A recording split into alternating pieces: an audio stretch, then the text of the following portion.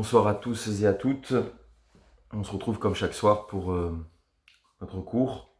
Et ce soir, nous allons faire une petite bifurcation en raison de l'actualité riche qui est devant nous ce soir. Iloula de Rabbi Meir Baal HaNes, Pessar Sheni, et enfin Parashat Emor, qu'on va lire ce Shabbat. Et je voudrais faire un mix des trois. Et vu que le programme est chargé, on va essayer d'être le plus bref possible, plus concis, mais aller, comme on dirait à l'Olympique de Marseille, droit au but.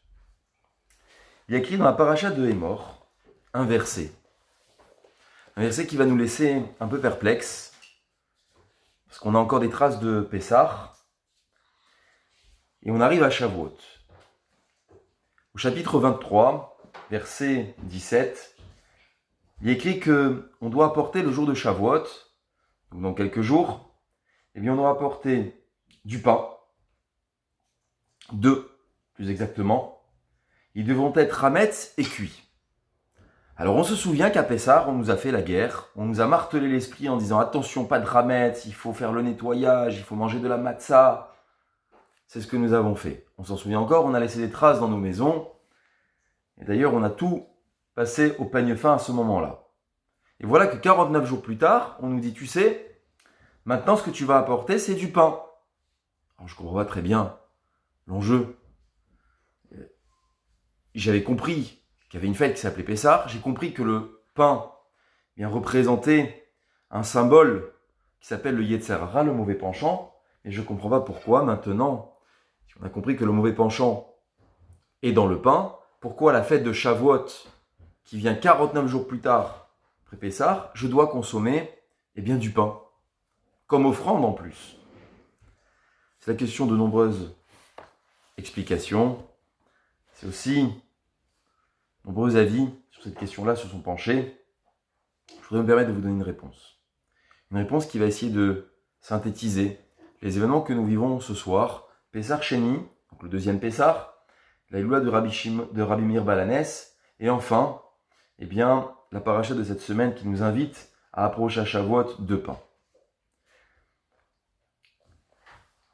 Il faut comprendre que le Yetzer Hara, le mauvais penchant de l'homme, est là en nous depuis la naissance, ou depuis la conception, ça dépend, mais en tout cas dès que nous sommes sortis du ventre de nos mamans, le Yetzer Hara, son mauvais penchant, il s'est collé à nous. Et tout au long de notre évolution, il a essayé de contrer un petit peu l'éducation de nos parents, un petit peu l'influence que telle école pouvait nous donner. Tout ça dans le but de nous écarter du bon chemin, du vrai chemin, celui de la Torah. Et donc, on l'a symbolisé dans le Hametz. On a dit voilà que le Hametz, c'est une pâte qui gonfle et ça représente l'individu qui se laisse emporter par son Yetzer Hara et qui fait des erreurs. Donc à Pessah, sois zélé, ne sois pas du Hametz, ne sois pas envahi ou absorbé par ton mauvais penchant. Au contraire, sois un lutteur, ne te laisse pas dominer par lui, mais sois toujours dans l'empressement d'agir et donc deviens de la matzah. Voilà ce qu'on avait comme symbole à Pessah. Et à Shavuot, on nous dit, tu sais, tu redeviens du Hametz, emmène du Hametz au Beth Amikdash. Alors là, j'emmène du Yetzer Hara, puisqu'on avait compris que le symbole du Yetzer Hara, c'était le Hametz. Le Kli Yakar répond de manière anecdotique, mais qui va cibler un point. C'est justement parce qu'on a du Yetzer Hara, qu'on reçoit la Torah à Shavuot. Qu'est-ce que ça veut dire? La Gemara nous raconte la chose suivante dans Shabbat, Peret Amut Bet. Il nous raconte que lorsque Moshe Rabbeinu il est monté dans le ciel pour recevoir la Torah, les anges, ils se sont opposés à ce qu'on reçoive la Torah. Il n'y a pas que les nations du monde qui sont jalouses qu'on ait la Torah, mais même les soldats d'Hachem qui s'appellent les anges, ils ont dit non, ne donne pas la Torah au béni Israël, ne donne pas. Ils vont poser une question encore plus subtile. Qu'est-ce que fait un homme de chair et de sang entre nous dans le ciel? Alors Hachem, il a répondu, viens recevoir la Torah. Mais Hachem, ça fait 974 générations que la Torah, elle est cachée dans le ciel. Tu vas la donner maintenant aux hommes? Mais on ne comprend pas. Les anges ne comprennent pas. Quel est le but d'Akadosh Baruch Hu de donner la Torah? Et là, s'ensuit un discours sensationnel qui mériterait une veillée pour l'expliquer. Mais Hachem se retire et demande à Moshe de répondre aux anges. Alors Moshe, pris de panique, de peur, dit, mais Hachem, si je réponds aux anges, eux sont des anges, moi je suis un homme. Mais si je fais une erreur dans ma réponse, je vais brûler. Hachem dit, écoute, fais confiance, tiens mon trône céleste. Alors Moshe tient le pied du trône céleste. Ce sont des images qu'il faudra comprendre à un moment donné. Mais la discussion qui va s'installer va nous apporter un point. Alors Moshe commence à répondre aux anges. Et il leur dit, vous les anges, vous voulez pas qu'on ait la Torah? Mais qu'est-ce qu'il y a écrit dans la Torah? Il y a écrit premier commandement, première parole, je suis Hachem ton Dieu qui t'ai fait sortir d'Égypte. Est-ce que vous, les anges, vous avez été en Égypte? Mais c'est nous qui avons été esclaves, nous les hommes. C'est pas vous, donc la Torah elle est à nous. Les anges rejettent cette réponse, disent non. Alors deuxième argument de Moshe Rabbeinu. Tu n'auras pas d'autre Dieu que moi? C'est écrit dans les 10 paroles. Et vous, les anges, est-ce que vous pensez qu'il y a d'autres dieux dans le monde? Non, ça c'est l'attirance des hommes. Donc la Torah est faite pour les hommes. Non, ça va pas. L'Otirtsar, écrit ne pas tuer, ne pas voler, honore ton père et ta mère. Est-ce que vous, les anges, vous avez père et mère? Mais ça ne suffit pas pour convaincre les anges de nous donner la Torah. L'Otinaf, l'Otignov, l'adultère, le vol, la jalousie entre les hommes. Est-ce que vous, il y a ça là-haut? Il n'y a pas de tout ça. Vous êtes des anges. Dernière argumentation de Moshe Rabbeinu. Yetzer hara yesh benerem. Est-ce que vous avez du Yetzer hara? Miyad, immédiatement. Odulo le Akadosh Baruchu. Ils ont été d'accord, les anges, avec cette réponse-là, et avec Hachem que la Torah doit aller aux hommes. En d'autres termes, c'est justement parce que nous avons du Yetzer hara, un mauvais penchant, je dirais, l'avis mauvais, qui essaie de nous écarter du chemin, qu'on reçoit la Torah. En fait, et vous l'avez bien compris, Moshe Rabbeinu s'oppose aux anges avec fermeté, mais est-ce qu'on a bien compris à quoi servait la Torah? La Torah, elle sert à un point, eh bien, à bonifier l'individu, à essayer de le rétablir, à essayer de l'arranger, à essayer de le parfaire. Quelle que soit la perfection qu'on désire atteindre, nous restons des hommes, bien entendu, nous restons des femmes, des individus, avec nos erreurs et nos faiblesses. Mais on peut tendre vers l'amélioration, s'améliorer au quotidien. Pour cela, la Torah, elle vient nous aider. Alors, voilà pourquoi. Eh bien, le jour de Shavuot, on a porté 2 pains. Le pain symbolise le Yetzer hara, c'est juste. Mais il y a une Torah aujourd'hui qui peut nous aider à faire face à ce Yetzer hara. Et nulle personne ne peut se soustraire à son Yetzer hara. Pour grandir, eh bien justement, il faut avoir cette conscience qui nous dit « ne fais pas ». Et moi, je me motive pour faire. C'est l'enjeu de la Torah, c'est l'ambition de la Torah, si noble soit-elle, d'essayer de nous éduquer d'une certaine manière, à combattre ce Yetzer hara. Et chaque jour, c'est un nouveau combat. Chaque jour, c'est une nouvelle bataille qui s'offre à nous. Je vais ou je ne vais pas, je fais ou je ne fais pas, je mange ou je ne mange pas. Quel que soit le niveau de pratique, on a notre Yetzer hara. Quel que soit le niveau, tout le monde a du Yetzer hara. Du plus petit pratiquant jusqu'au Gadol Hador, tout le monde a du Yetzer hara. Et il grandit, en fonction du niveau des personnes. Et voilà qu'on a cette Torah qui peut nous aider à nous améliorer. Quel rapport avec Rabbi Meir Baal HaNes? Eh bien, vous allez voir. Rabbi Meir Baal HaNes, on raconte de lui. Et c'est Saïloula ce soir. Que d'abord, on l'appelait, on lui donnait un surnom, que lorsqu'on voyait Rabbi Meir étudier au Beth Midrash, on avait l'impression qu'il déracinait les montagnes et les écrasait. On avait l'impression que c'était un feu dévorant, un grand personnage.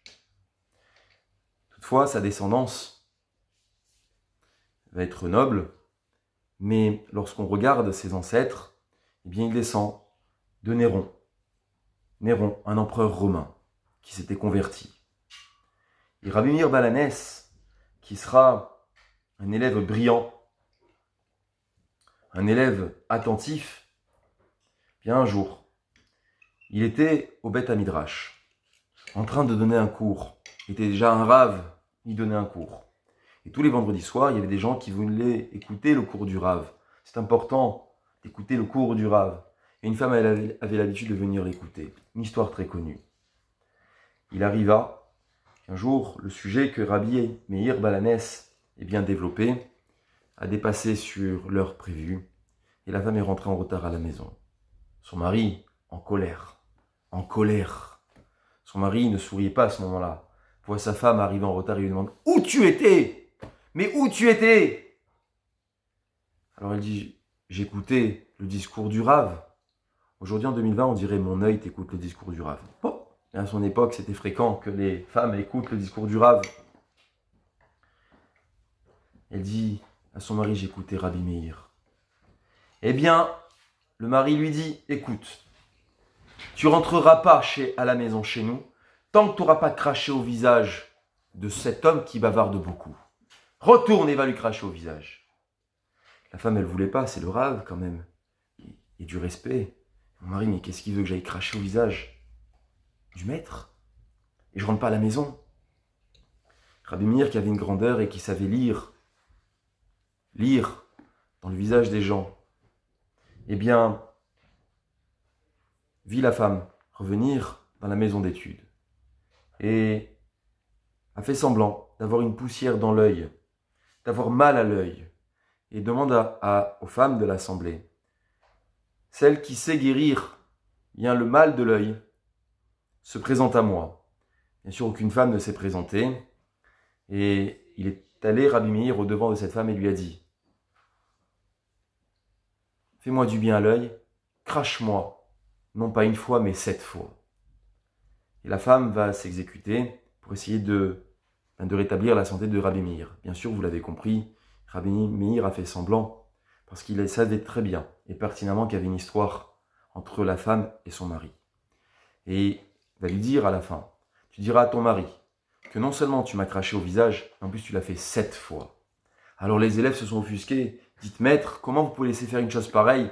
On va prendre le mari et on va le mettre ici, on va lui dire mais que c'est lui qui ne va pas bien, c'est à lui qu'on devrait cracher. Comment une femme assiste à un discours du rave et on demande maintenant à elle de cracher au visage? C'est inadmissible. Et le maître de répondre. Une phrase qui en dit long sur son comportement. Il dit mais comment je peux ne pas m'effacer pour la gloire divine? Suis-je plus grand que la gloire divine? Comment je peux laisser ce couple s'arracher, tout ça pour mon honneur?